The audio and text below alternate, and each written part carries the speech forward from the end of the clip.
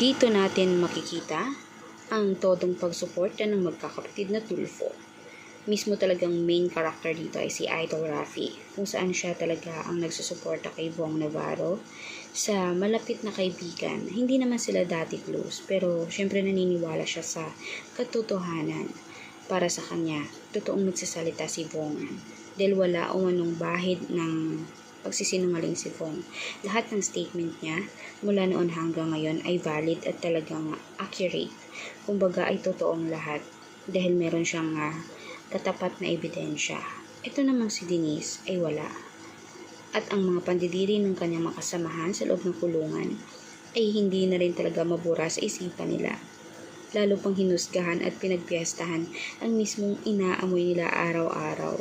Tila parang naging malagkit, tila parang wala na siyang gana sa sarili niyang pangangatawan na maglinis.